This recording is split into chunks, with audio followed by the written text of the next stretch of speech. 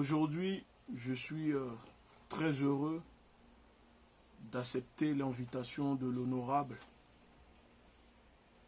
pour parler du Venezuela. Parce que comme beaucoup de personnes, j'étais à peu près comme vous. Je ne calculais pas trop, je ne m'intéressais pas trop. Parce qu'on est occupé à défendre notre lutte, à défendre l'Afrique. Et des fois, on oublie qu'on a des alliés naturels qui sont des gens là, à côté de nous, et qu'on ne les calcule pas. Donc aujourd'hui, ce direct, c'est tout simplement pour vous dire la réalité, vous expliquer la réalité de ce qui se passe au Venezuela et pourquoi le Venezuela fait partie de notre lutte, de l'Afrique, des Afro-descendants, des Africains. Et vous allez comprendre pourquoi la politique impérialiste des diables américains et de ces toutous, le coq français, cherche avec l'Union européenne à récupérer le Venezuela, l'État aux mains des Chavez et du président actuel Nicolás Maduro. Parce que quand on n'est pas là-bas, ou quand on n'a pas des contacts, on ne sait pas réellement la vérité. Parce que les médias de propagande nous disent toujours l'inverse.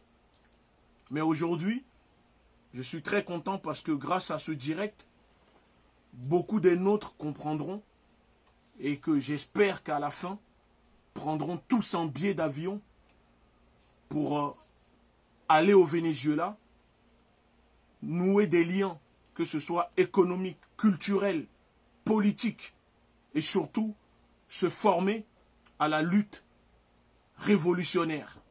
Parce que s'il y a un endroit où je peux vous dire que les gens sont fiers d'être africains, noirs, moi je croyais qu'en France, on était le top des tops. Mais je me suis très vite rendu compte que en France, on n'est pas du tout fiers. On est loin. On n'a même pas 1% d'émancipation que possèdent les afro-descendants, les noirs au Venezuela. Et merci beaucoup. Et encore une fois, merci l'honorable pour l'invitation. Voilà. Je vais poser 3 questions. Oui. La première, c'est est-ce que le frère Egunchi a visité le Venezuela? Et que pense-t-il des tentatives de déstabilisation par les Américains, par la Colombie et la France du Venezuela? J'ai visité le Venezuela. D'ailleurs, l'honorable a bien dit qu'il y avait le fils de Lumumba. J'étais avec le fils de Lumumba. J'étais aussi avec d'autres frères et sœurs haïtiens. Nous sommes venus d'un peu partout. Même des frères d'Afrique du Sud, de la Guinée, du Mali.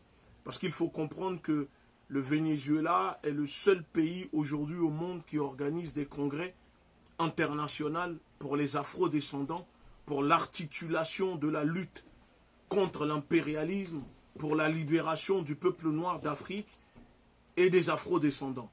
Donc j'étais parti là-bas avec plein d'autres frères aussi, des États-Unis, des anciens, des Black Panthers, etc. Et quand j'arrive, j'étais un peu, comment dire, réticent. Parce que par rapport à ce que on voit dans les médias, je me disais, hors de question que j'arrive ici et que on utilise mon image pour tromper les gens ou pour mentir aux gens. Donc je voulais moi-même voir la réalité. Pourquoi ce pays, on cherche à déstabiliser ce pays. Et la première des choses qui m'a énormément frappé, c'est de voir que à Caracas, le métro est gratuit pour tout le monde. Le métro, ici où on met le genou sur la nuque des femmes, des hommes, parce qu'ils n'ont pas de ticket, parce qu'ils sont en précarité, au Venezuela, le métro est gratuit. En plus de ça, il y a des personnes qui t'ouvrent les portes pour passer, pour prendre le métro. Je n'ai pas vu un mégot ou même ne serait-ce qu'un rat mort dans le métro. Propre, ça brille. Et ça, tu te dis, mais ça, on ne nous le montre pas à la télé. On ne nous parle pas de ça. Qui aurait cru que moi, j'arrive, je sors ma carte bleue pour acheter un ticket. On me dit, mais vous faites quoi? Le commandant T a mis le métro gratuit, le train gratuit pour tout le monde. On m'ouvre les portiques et je passe. En France, c'est l'inverse. C'est l'inverse ici. Ici, tu n'as pas de quoi payer un ticket et tu ne passes pas. On te gaze, on t'attrape, on te casse les bras, on t'asphyxie, voire tu meurs. Et donc, ça m'a fait un déclic. Et ce déclic-là, je voulais en savoir un peu plus. Et donc, moi, je ne parle pas espagnol. Parce que malheureusement, ce qui s'est passé, c'est que la plupart des personnes sont bilingues, espagnols, etc. Je ne vous cache pas que moi, la langue des autres, ce n'est pas quelque chose qui m'attire tout le temps. Parce que déjà, parler le français, ça me fait un peu mal de parler le français, de ne pas m'exprimer dans une langue ici pour que nous tous, on puisse comprendre. Mais j'ai eu la chance de tomber sur un frère qui s'appelle Diakité, qui vient du Mali, qui est président de la fondation Chavez au Mali, que je salue, qui faisait la traduction.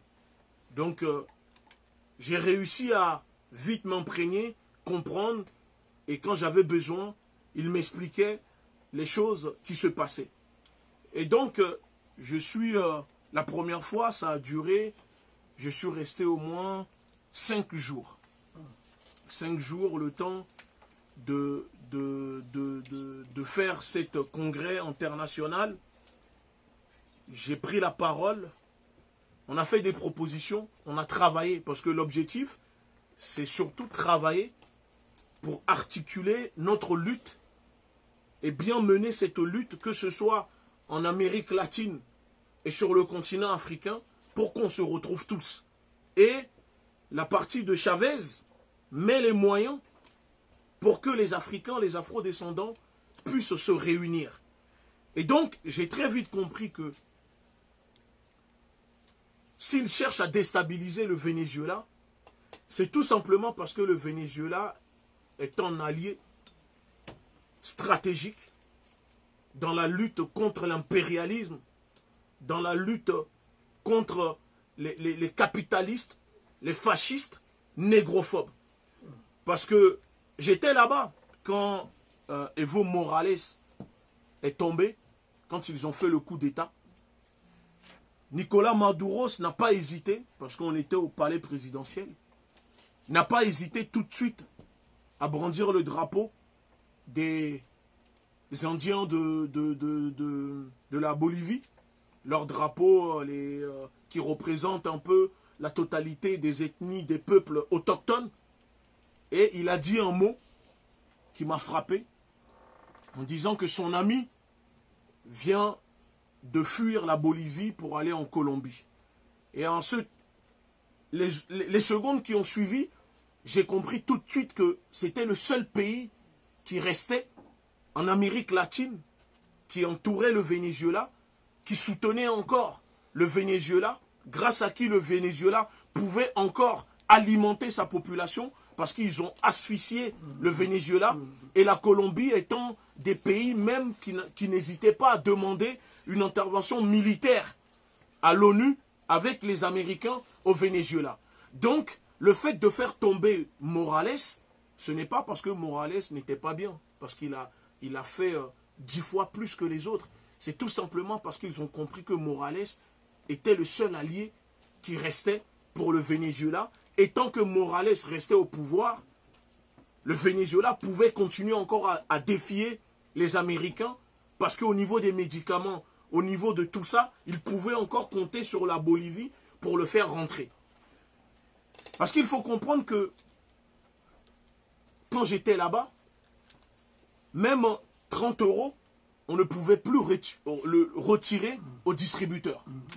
Je voulais retirer 50 € au distributeur, donc ça faisait, puisque ça a été dévalué, ça fait à peu près 2 300 000 bolivariennes. Voilà. Donc ça faisait à peu près 2 300 000 c'est ça, bolivariennes. Ça veut dire que c'est des millions. Le distributeur ne peut pas sortir cette somme-là. D'habitude, ça ne fait pas autant de billets. Parce qu'aujourd'hui, dans le pays, il n'y a plus d'argent liquide. Il n'y a plus rien. Ils ont tout bloqué.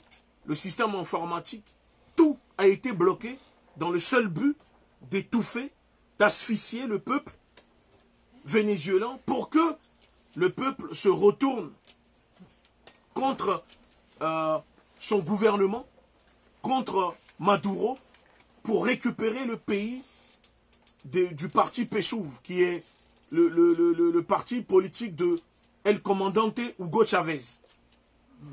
Alors, qu'est-ce qui se passe? Aujourd'hui, quand j'étais là-bas, ça m'a tellement frappé. Je ne comprenais pas, parce que je me dis, nous en Afrique, certes on souffre, mais on a tout. On peut cultiver la terre, il y a l'argent qui rentre de la diaspora.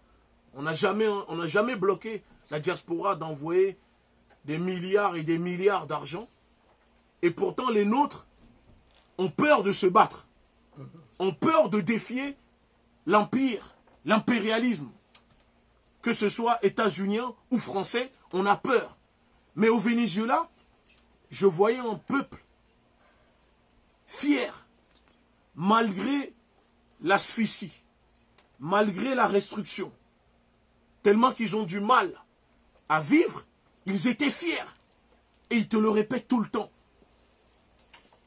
La révolution, révolution, révolution, ça veut dire que ce sont des gens qui ont fait une révolution et dans leur sang, ils sont animés par la révolution. C'est-à-dire, quoi qu'il arrive, qu'ils aiment ou pas Maduro, pour eux, il est hors de question que les Américains récupèrent leur pays ou leur disent quoi faire. Et il y a quelque chose qui me frappait dans ce pays, c'est que même l'ennemi de Chavez, eux tous, ils le respectaient. Parce que pourquoi même ceux qui veulent ta chute peuvent respecter quelqu'un qui est du même parti politique que toi? C'est là où j'ai très vite compris que quand Chavez a pris le pouvoir, il a fait construire plus de 3 millions de logements sociaux en 10 ans. Chose qui n'existait pas dans le pays. Quand Chavez est arrivé au pouvoir, les afro-descendants, les noirs comme nous, avant Chavez, se cachaient dans les villages. Parce qu'ils étaient traqués par la droite fasciste, négrophobe, pro-états-unien au pouvoir. Et c'est Chavez qui a donné l'émancipation, l'autodétermination des afro-descendants. Quand il est arrivé au pouvoir, ils sont tous sortis de leur cachette. Il les a nommés. Ici, est-ce que vous pouvez croire qu'au Venezuela, le ministre de l'Éducation, c'est un afro-descendant? C'est un noir. Le ministre de l'Éducation, là-bas, c'est un noir. L'éducation, là-bas, est basée sur l'histoire négro-africaine. C'est le seul endroit où, quand je suis, je ne vois pas d'afro-descendants, de blancs, de noirs, non. Même Maduro, même ceux qui ne sont pas noirs vous disent « Je suis afro-descendant ». Pour eux, le blanc, c'est l'américain. Là-bas, le blanc, c'est l'américain, le gringo, l'impérialiste qui veut prendre leur pays. Et ça, je me suis dit, mais attends, ici même l'homme rose te dit à toi, l'homme marron, qu'il est afro-descendant. Mais comment se fait-il que l'histoire, cette culture est comme ça? Et c'est là où j'ai compris que c'est l'éducation. L'éducation que Chavez a fait mettre en place quand il est arrivé au pouvoir. Parce que la grand-mère de Chavez, lui-même, c'était une Africaine. Et le père de la Révolution, Simon Bolivar, quand il est venu au monde, c'est deux femmes africaines qui l'ont élevé à la mort, après la mort de sa mère. Et les compagnons de Simon Bolivar qui ont contribué à faire cette révolution, c'étaient tous des Noirs, des Afro-descendants. La plupart venus d'Haïti, de la Guadeloupe, de la Martinique. Et pourtant, aux Antilles, personne ne connaît ces Afro-descendants, qui sont des grands révolutionnaires, comme le Pedro Camejo, surnommé le premier noir, Negro Pemiro. Ça veut dire, après Simon Bolivar, au Venezuela, c'est lui. C'était le bras droit. C'est lui qui a fait faire la défaite pendant la Révolution. C'est quelqu'un qui est très respecté. Il est au panthéon des grands hommes qui ont participé à la Révolution de ce pays. Ici, est-ce qu'il y a le corps de ceux qui ont fait libérer la France au panthéon? Non. On ne reconnaît même pas ce que nous sommes. Et donc, je me suis très vite rendu compte que par rapport à ce que les médias nous proposent, qu'il y avait quand même un décor qui n'allait pas avec la réalité. Et quand je pose la question, parce que comme j'expliquais, je voulais vraiment être sûr de ce qui se passe dans le pays. Je dis, mais comment se fait-il que les gens ont du mal, par exemple, à vivre? Ce n'est pas parce que le gouvernement ne fait rien. Parce que vous savez, au Venezuela, aujourd'hui, ici, si vous ne travaillez pas, vous pouvez mourir de faim. L'État français ne débloque pas de quoi vous nourrir. Il n'y a pas d'épicerie sociale où tu peux aller récupérer de la nourriture. Payer que peut-être ici, on nous oblige à aller à Carrefour, Auchan, pour enrichir des capitalistes. Là-bas, ce n'est pas ça. Il y a les épiceries sociales où tu dois acheter dedans, où la nourriture coûte 90% moins cher que les magasins qui existent, qui n'appartiennent pas au gouvernement. En gros, tu as le choix d'aller te nourrir moins cher au lieu d'aller enrichir des gens qui sont déjà riches. Et donc, quand j'arrive dans le pays, je vois qu'ils sont tous en mode autosuffisance. Et je pose la question, mais qu'est-ce qui se passe? Comment vous avez réussi? Parce que nous, en Afrique, on n'a pas tout ça. C'est-à-dire, quand je dis on n'a pas tout ça, on a ce qu'il faut, mais malgré ça, on voit toujours la Croix-Rouge en train de nous jeter des sacs de riz, le filmer, le montrer. Quand il y a des inondations, ils sont les premiers à dire qu'on les aide, les Africains. Mais en France, dans le sud, quand il y a des inondations, on ne voit pas la Croix-Rouge jeter des sacs de riz depuis des hélicoptères et le montrer. Et on me fait comprendre que depuis la crise, depuis que les Américains veulent la tête, déjà ils voulaient la tête de Chavez. Chavez, quand il est mort, il a été empoisonné. Mais pour ces parties, je vais laisser ça à l'honorable de rentrer dans ces détails. Et Nicolas Maduro, c'était un chauffeur de bus. Ce n'était pas un politicien, c'était un simple chauffeur de bus.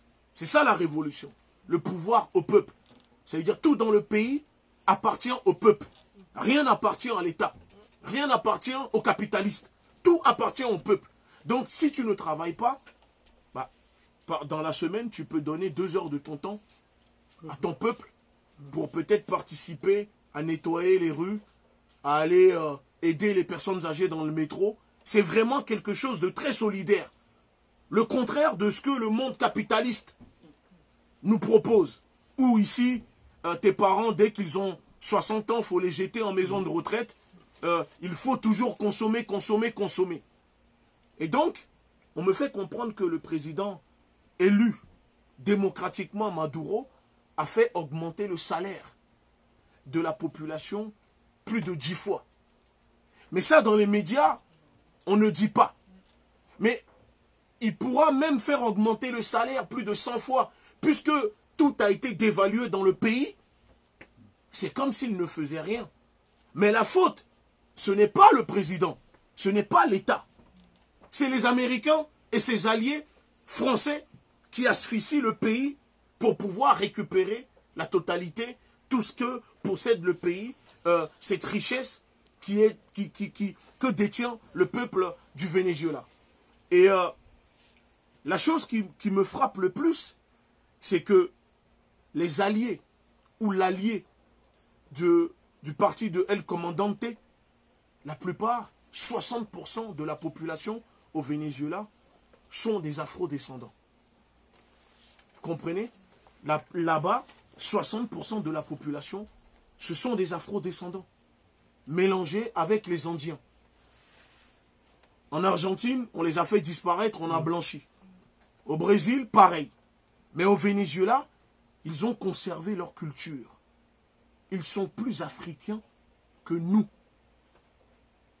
Leurs chansons, leur musique, leur façon de danser, leur façon d'être, de vivre. Le gouvernement reconnaît les mouvements. Comme nous, ici en France, les associations afro-descendantes est reconnue par le gouvernement et participe à la vie du Venezuela. Ça veut dire que les afro-descendants ont leur mot à dire et jouent un grand rôle dans le pays. Donc moi, après avoir séjourné, j'ai rencontré énormément des personnes qui sont très haut placées, dont un de mes amis que je salue, salut Dada, qui s'appelle Vargas Alexandra Mimou, le vice-ministre de la paix du pays, qui est afro-descendant, comme moi. C'est-à-dire, il est encore plus noir que moi. Et c'est lui, le vice-ministre. Vous regardez le gouvernement, les postes stratégiques sont occupés tous par des afro-descendants. Les généraux de l'armée, les ministres, tout par des afro-descendants. Et Nicolas Maduro lui-même te dit, je suis afro-descendant. L'Afrique, c'est la terre-mère. Il faut respecter. On doit se battre pour le continent africain. Et quand je pose la question, mais comment se fait-il que la plupart des jeunes africains quittent l'Afrique pour venir faire des études en Europe où ils se font humilier, meurent dans des embarcations pour essayer d'aller en Europe, pour faire des études, pour avoir des diplômes de je ne sais quoi, juste pour venir étudier Voltaire, quelqu'un qui est mort il y a déjà des siècles.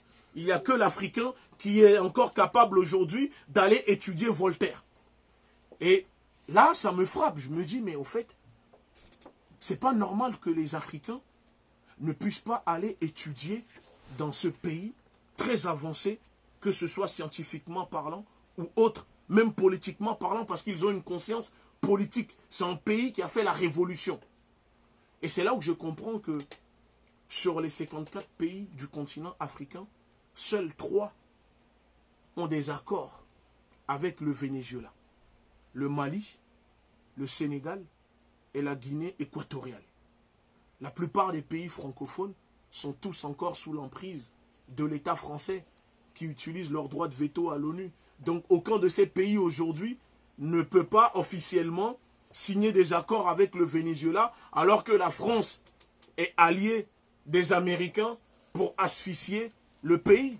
Et donc quand je passe à la télé là-bas, parce que contrairement ici où mes propres semblables ne reconnaissent pas la lutte que nous sommes en train de faire, eux là-bas il a fallu une journée pour reconnaître ce que nous sommes, l'importance de cette lutte, de ce que nous faisons pour nous ouvrir les chaînes, les médias.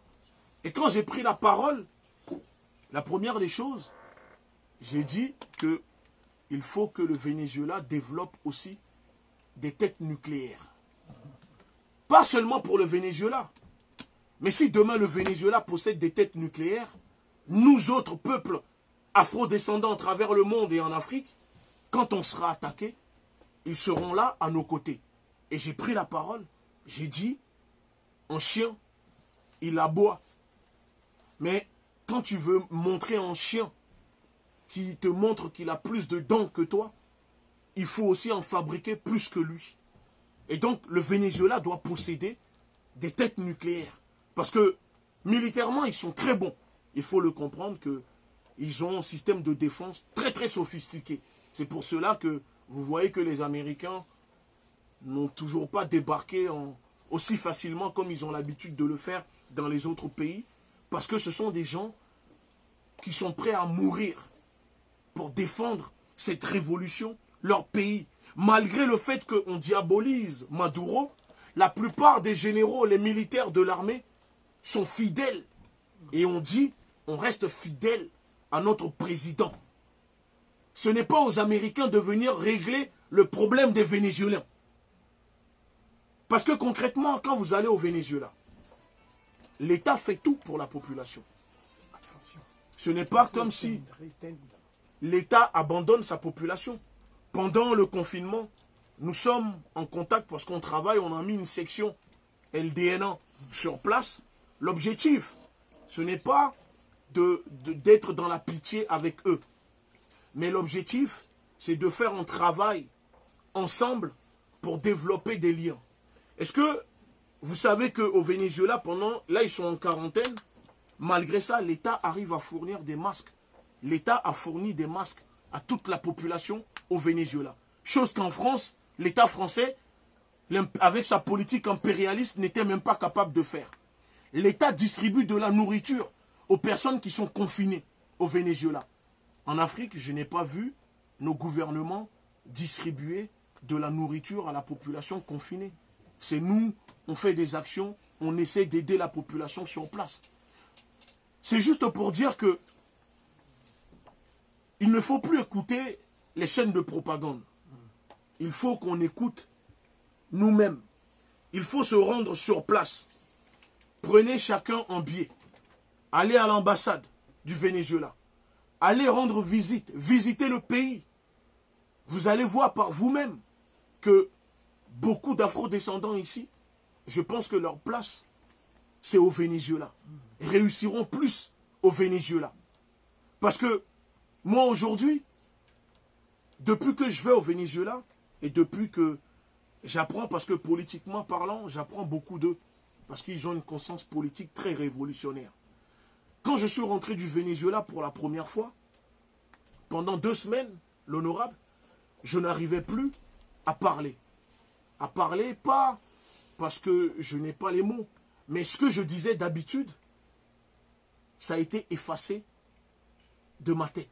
Parce que là, j'ai compris qu'au fait, la révolution, c'est des mots-clés, c'est une idéologie, c'est des choses. Ce n'est pas... j'ai mis 2 semaines, au fait, pour reparamétrer mon discours. Parce que ça a tout chamboulé, parce que je me disais que moi, je suis fier. Je sais qui je suis. Mais je suis tombé sur des gens qui étaient encore 2 fois plus fiers que moi, et politiquement très avancés, prêts à mourir pour leur pays. Ils avaient une idéologie. Ça veut dire que même dans la misère, hors de question qu'ils soient dans l'apitoiement, demander aux gens de venir les nourrir. C'est ça qui est fort.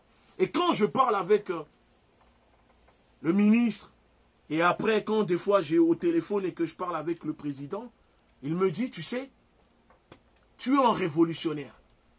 Un révolutionnaire doit nourrir son peuple. Un révolutionnaire ne peut pas laisser les autres venir nourrir son peuple. L'impérialisme, ce qu'ils veulent, c'est venir nous donner à manger, le filmer et le montrer au monde entier pour dire, vous voyez, on les nourrit. Donc on peut intervenir dans leur pays pour les sauver. Mais quand ils ne viennent pas te nourrir et qu'ils ne le montrent pas, avec quoi ils vont justifier que la population, tu martyrises ta population, que tu es un dictateur, qu'il faut intervenir pour te sauver?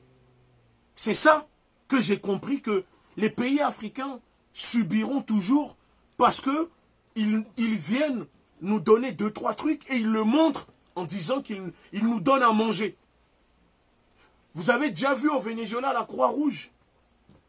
Avez-vous déjà vu des images de la Croix-Rouge au Venezuela en train de donner à manger aux Vénézuéliens? Non.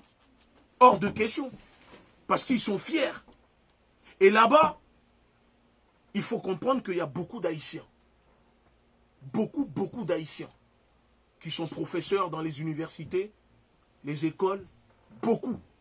Parce que à chaque fois que Haïti avait besoin dans le monde, ou même les pays africains ont refusé d'aider Haïti, le Venezuela a toujours débloqué de l'argent pour venir en aide aux Haïtiens.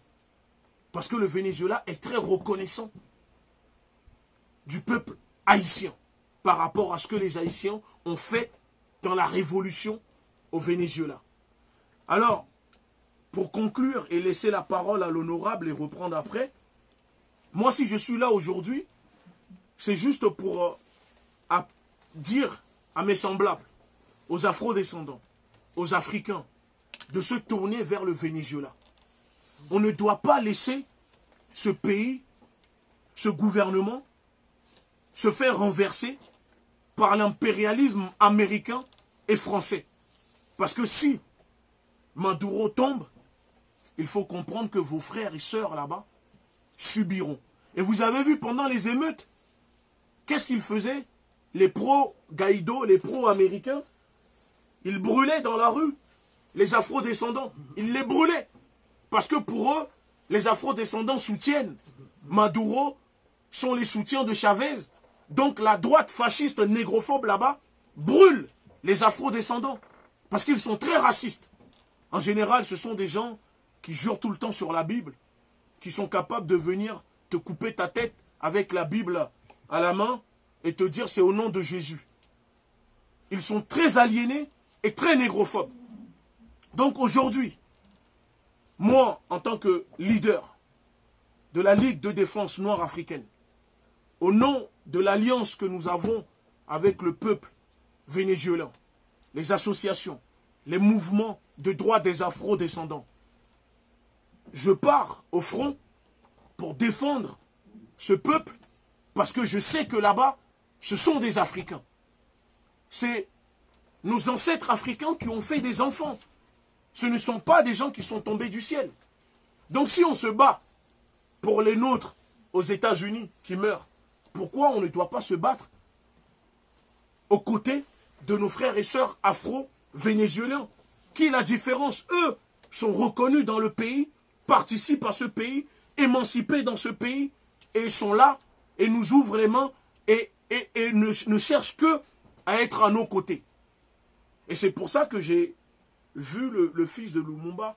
Il était là, on était au palais, il a parlé, il a pris la parole, on a travaillé, on continue de travailler, on continue de travailler avec le Venezuela qui est un allié stratégique dans cette lutte.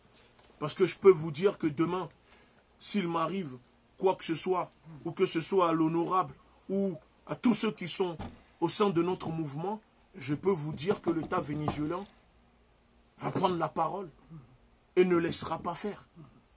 Parce que il faut comprendre que on ne peut pas continuer à faire cette lutte-là et ne pas aller chercher ses alliés naturels, comme je les appelle, c'est-à-dire nos semblables. Avant même d'aller voir les Arabes, les Chinois, les nationalistes négrophobes roses, on a déjà nos semblables qui sont là. Soyons déjà entre nous. Allons voir les nôtres. Faisons des alliances stratégiques. Et c'est pour ça que quand je suis sorti, j'ai ramené le drapeau du Venezuela. J'ai ramené le drapeau du Venezuela parce que c'est un drapeau d'une révolution. Moi, d'habitude, je ne brandis pas des drapeaux à part le drapeau d'Haïti, que j'estime que c'est la révolution. Le reste des drapeaux en Afrique, pour moi, c'est des foutaises. C'est des foutaises. C'est les mêmes drapeaux qu'ils sont là à modifier. Il n'y a pas de révolution. Ils nous ont donné ces drapeaux. Moi, ça ne me représente pas. Mais si je brandis le drapeau du Venezuela, c'est pour dire à mes semblables, aux Africains, il est temps de faire aussi cette révolution, d'être libres par nous-mêmes, sans que les autres nous donnent la victoire, pour dire, vous voyez, on vous a aidé, on vous a donné la victoire. Et quand on est sorti, avant même d'aller à la manifestation du 20, j'ai eu les responsables du Venezuela au téléphone, qui soutiennent, qui nous encouragent, parce qu'ils estiment que c'est notre droit de nous défendre. Quand je suis sorti, je les ai eus au téléphone. J'ai eu l'ambassadeur. J'irai même déposer des fleurs lors de la 29e anniversaire qui va se dérouler très prochainement pour la révolution, pour le père Simon Bolivar. C'est pour vous dire que dès que je suis rentré la première fois du Venezuela, je savais que les services de renseignement français allaient tout faire pour me déstabiliser, pour me tomber dessus.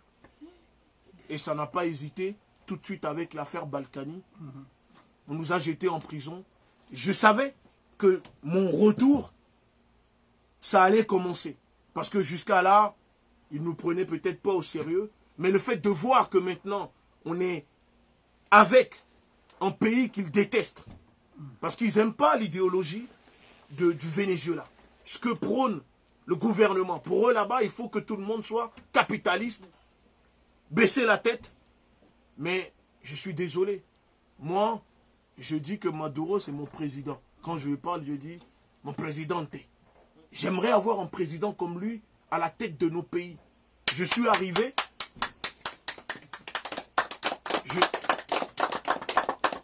Quand j'ai vu ce président, je m'attendais à voir quelqu'un arriver avec des costumes à 10 000 euros. Je peux vous dire que ce que moi je portais coûtait plus cher que ce qu'il avait sur lui. Il avait juste une chemise et un jean délavé. Il n'avait même pas de gilet pare-balles. Il se déplace, il y a à peine 2 voitures. Mais chez nous, dans nos pays, nos présidents se déplacent avec des costumes à 20 000 euros. Il fait chaud, ils ont des cravates, ils n'arrivent même pas à respirer dedans. Ils ont l'armée, au moins tout le camp militaire qui se déplace avec eux. Et quand j'ai vu ça, je me suis dit, je ne vais pas vous mentir que je ne voulais plus revenir en France. Je me sentais trop chez moi. Et je suis chez moi. Et je le dis, c'est mon pays de cœur. Je ne voulais plus revenir en France parce que ici, on n'est pas reconnu. On nous méprise. On se bat. On n'a pas d'émancipation. On n'a rien. Là-bas, en tant qu'afro-descendant, on me respecte. Même la personne que j'appelle l'homme rose me respecte, m'appelle frère afro-descendant. Et je parle avec eux, que ce soit les policiers, tous. Jusqu'à aujourd'hui, on est ensemble et je ne vois même pas la différence. Qu'ils ne sont pas comme moi. Parce que j'ai vu qu'ils ont la culture négro-africaine et qu'il n'y a que la couleur qui change. Et vu que je ne combats pas la couleur, mais une idéologie, une politique impérialiste, c'est là que j'ai compris que on nous enferme dans quelque chose en nous faisant croire que la guerre, c'est noir contre blanc, blanc contre noir. Mais ça, c'est faux. C'est faux. Il faut sortir de la France, il faut voyager, il faut aller dans les pays de révolutionnaires pour comprendre qu'en réalité, la France est un pays minable. La France de De Gaulle, ce criminel, ce fugitif qui se déguisait en femme pour échapper aux nazis, est un pays de trouillards.